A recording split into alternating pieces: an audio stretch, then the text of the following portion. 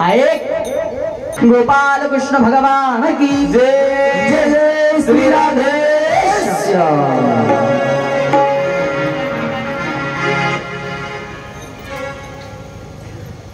त्यावेळेला त्या महात्म्यानं मोठ्या आवाजात सांगितलं, काय म्हणताय? तुम्हाला जर आमच्या आशीर्वादाची शाश्वती नसेल तर याच गोकुळ वृंदावनामध्ये मी थांबतो। जोपर्यंत तुम्हाला मुलगा होणार नाही तोपर्यंत हे गाव सोडणार नाही असं सांगितलं। आणि आता मात्र महात्मा त्याच ठिकाणी पर्णकुटी बांधून राहायला लागले, वृंदावनामध्ये गोकुळामध्येच राहायला लागले। आणि राहत असताना त्या महात्म्यानं भगवंताला विचारावं, का रे भगवंता, तुझी इच्छा आहे ना येण्याची? ये ना मग, तुझी इच्छा आहे ना येण्याची तर ये ना। आणि त्याच्यासाठी महात्मा गावात थांबलेले आहेत। सर्व गोकुळवासियांना माहित झालं।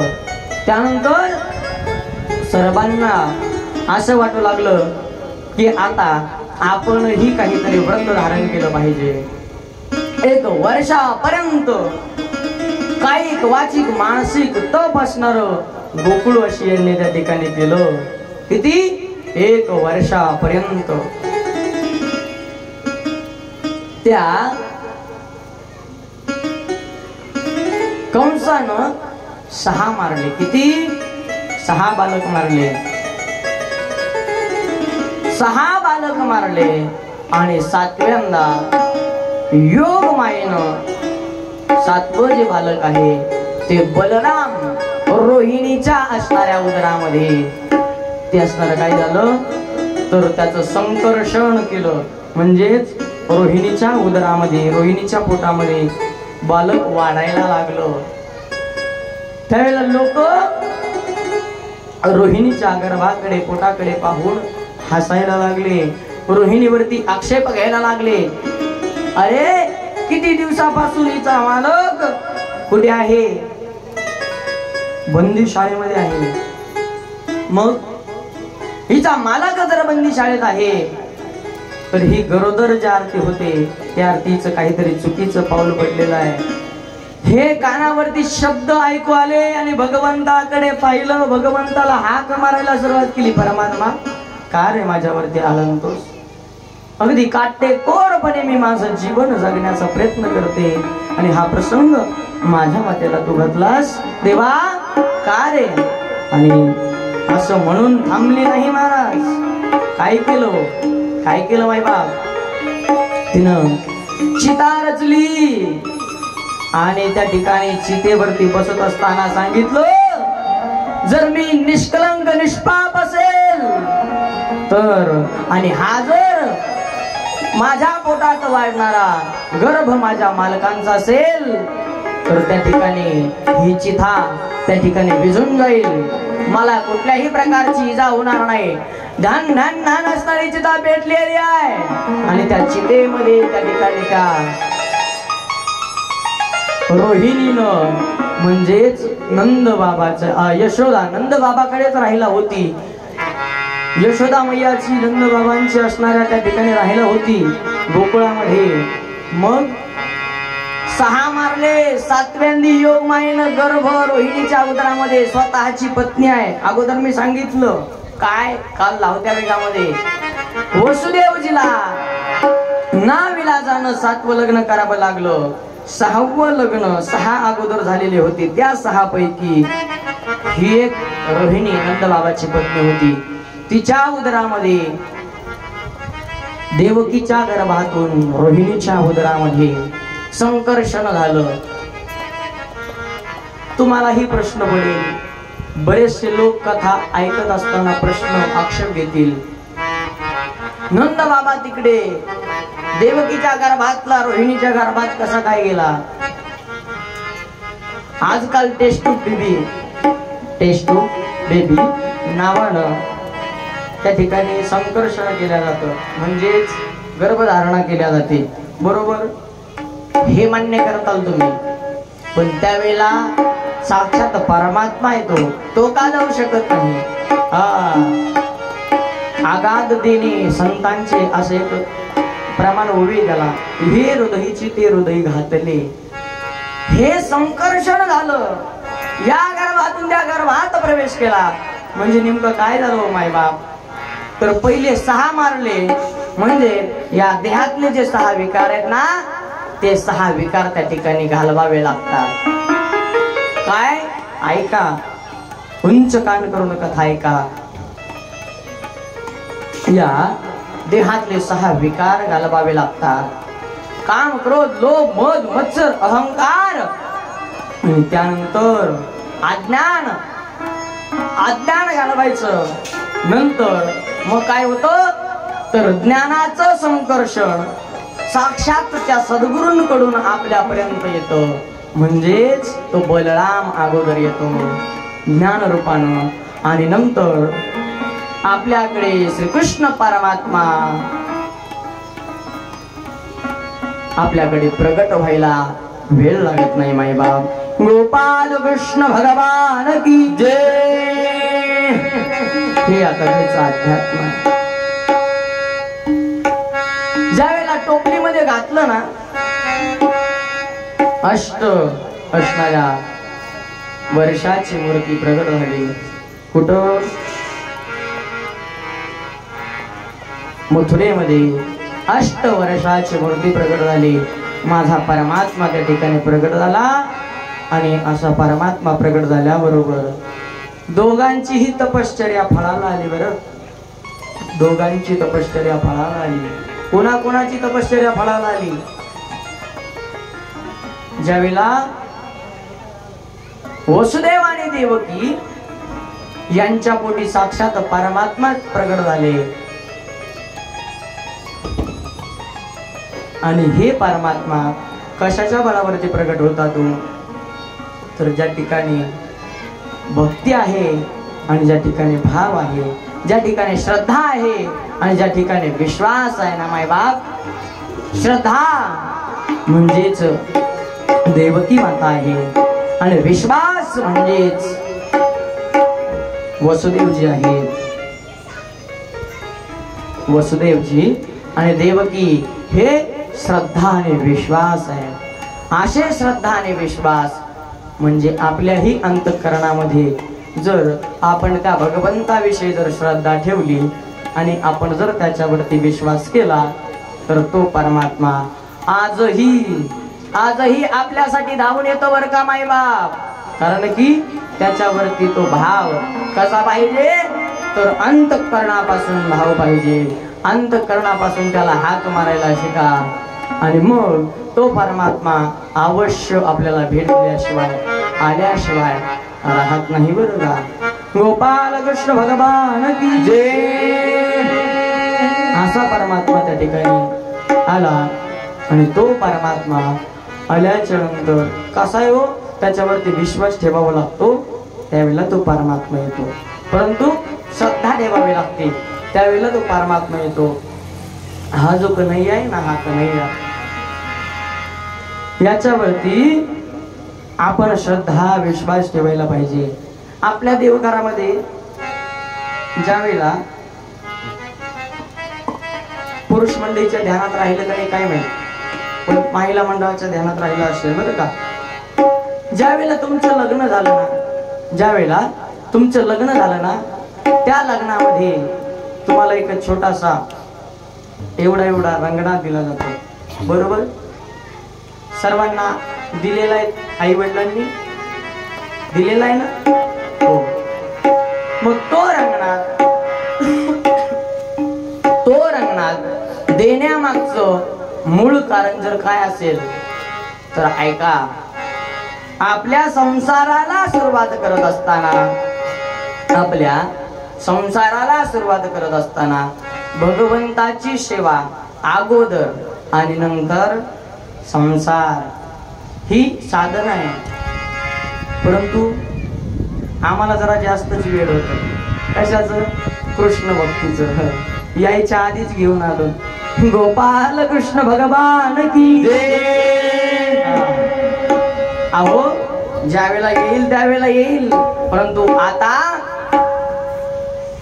आता त्या परमात्म्याची सेवा केल्याचा फायदा जर काय असेल मायबा, तर माझ्या जीवनामध्ये घडलेलं एक उदाहरण तुम्हाला मी सांगतो. या परमात्म्याला घेऊन आल्याचा फायदा, या परमात्म्याला जीव लावण्याचा फायदा आज तुमच्या समोर मी कथा करत नसतो मायबा.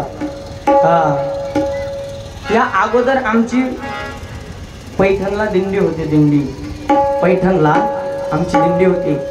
जाताना अगदी जल्लोषामध्ये, उत्सवामध्ये भानुदास एकनाथ, भानुदास एकनाथ, भानुदास एकनाथ,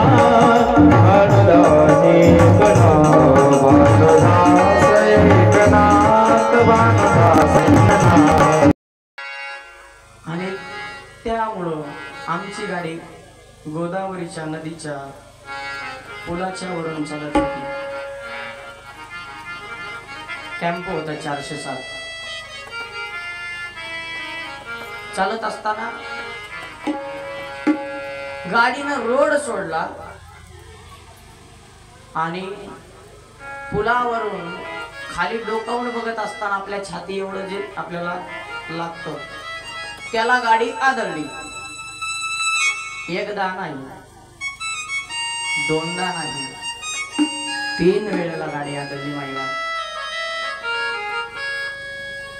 पहिल्यांदा ज्यावेळेला गाडी त्याला टच झाली ना, त्यावेळेला असं वाटलं गाडी पंक्चर झाली असावी, यामुळे डग मारलाय.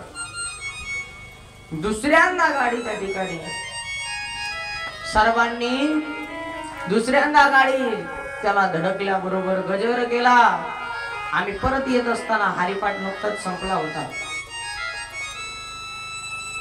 आणि या परमात्म्याच्या कृपेने गाडी 3दा त्याला ठोकली, तरी देखील गाडीतल्या एकाही माणसाला काहीच झालं नाही. समोर बसलेले आमचे दिंडी मालक, इकडल्या दरवाजात बसलेला माणूस पलीकडच्या दरवाजापर्यंत जाऊन कधी ब्रेक दाबलेला पाहिलं तुम्ही? या परमात्म्याची कृपा, त्या नाथबाबांची कृपा अशी झाली मायबाप, अलीकडल्या दरवाजात बसलेला माणूस 2 माणसामध्ये ओलांडले बसलेले आणि ब्रेक वरती पाय गेला. याच्यापेक्षा आणखी काय कृपा आपल्यावरती या भगवंतानी करायला पाहिजे? याच्यावरती श्रद्धा ठेवली ना, याच्यावरती जर विश्वास ठेवला मायबाप, याचं जर चिंतन नामस्मरण जर आपण करत राहिलं ना,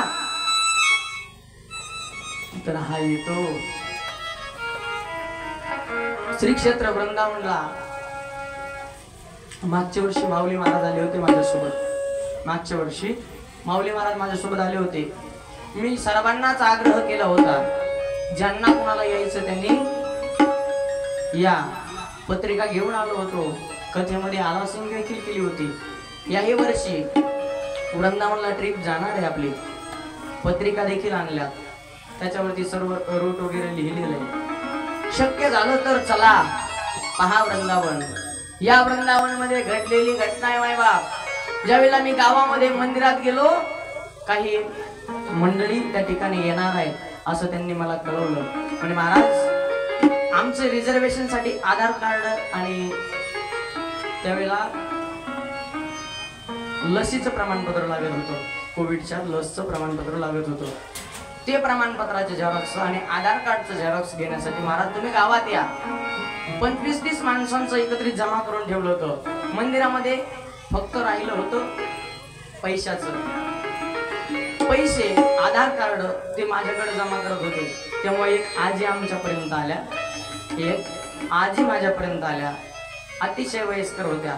ही भाकड कथा नाही, हा सत्य घडलेली कथा आहे, याच्या समोर सांगतोय. आजी मला म्हणल्या, काय हो महाराज, कशाचे कागद जमा करताय? काही नामस्मरण देत आहे का काय लिहिण्याकरता? नाही म्हटलं आजी, वृंदावनला जाणार आहेत, मला पण यायचंय. म्हटलं तुम्ही 4 धाम केले असतील? होय, माझे 4 धाम झालेत, पण मला तरी देखील तुमच्यासोबत एकदा यायचंय. होय, खूप थकलेल्या होत्या, चालायला थोडं ताण व्हायचा, धाक भरायची. मग त्यांच्यासाठी आई मुद्दाम पाठीमागे थांबायच्या. झालं असं, आजींचंही त्या ठिकाणी पैसे कागद घेतले रिझर्वेशन झालं, पूर्ण झालं. तिथं पर्यंत गेलो आम्ही, वृंदावनापर्यंत. वृंदावनामध्ये 5 दिवसापर्यंत कथेचा लाभ घेतला. 6व्या दिवशी पहाटे पहाटे आम्ही उठलो आणि परिक्रमा करण्यासाठी गेलो. श्री कृष्ण गोविंद हरे मुरारे नाथ नारायण वासुदेव.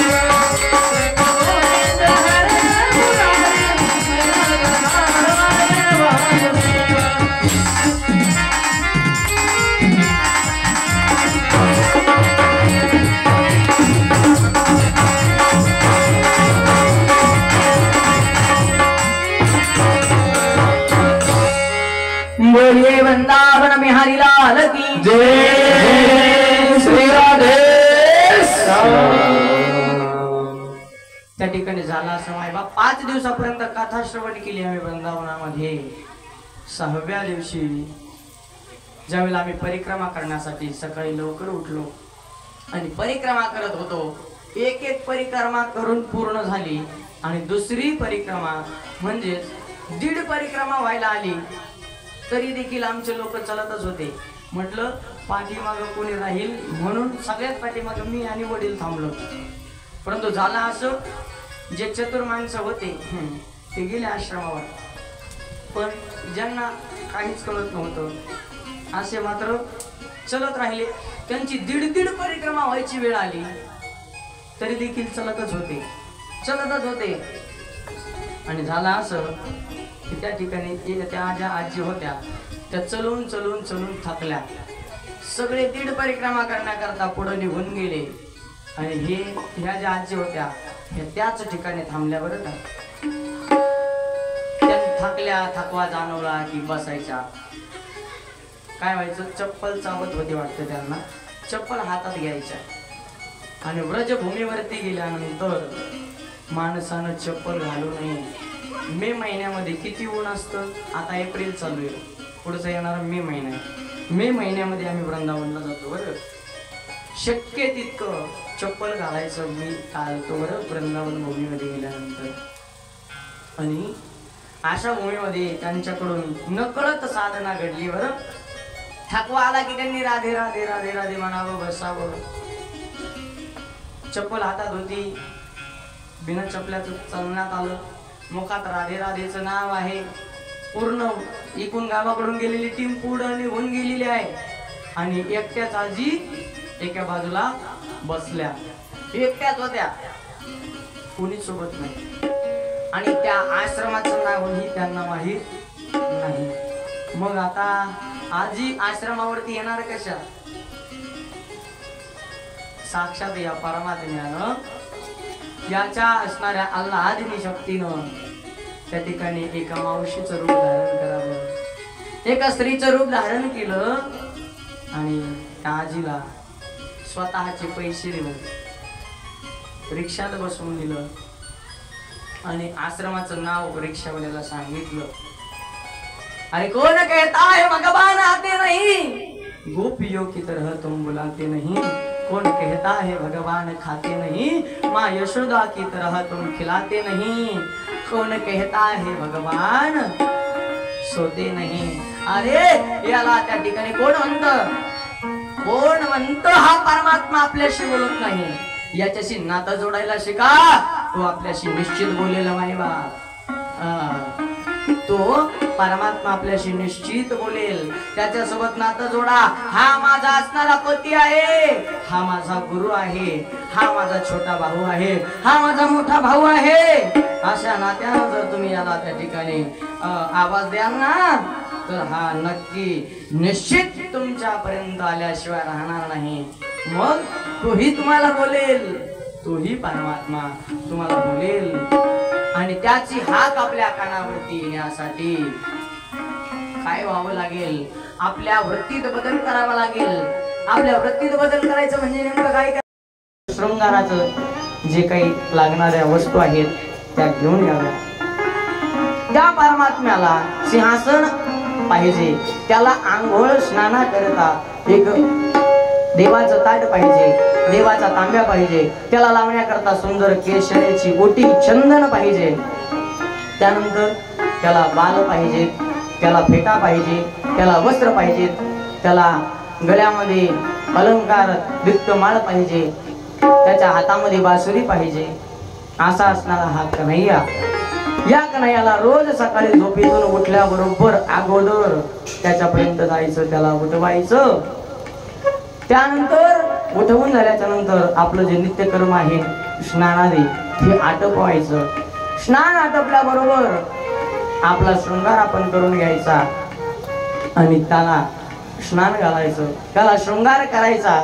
त्यानंतर त्याला त्याच्या सिंहासनावरती विराजमान करायचं. याला झोपण्यासाठी मच्छरदाणी आहे, काय त्याला पांघरण्यासाठी त्याच्या शॉल आहेत, त्याला अंग पुसण्यासाठी त्याचा टावेल आहे, त्याला पाहण्यासाठी त्याचा घरी आरसा आहे. असे 10-12 ड्रेस त्याला आहेत, 15 असणारे फेटे त्याला आहेत.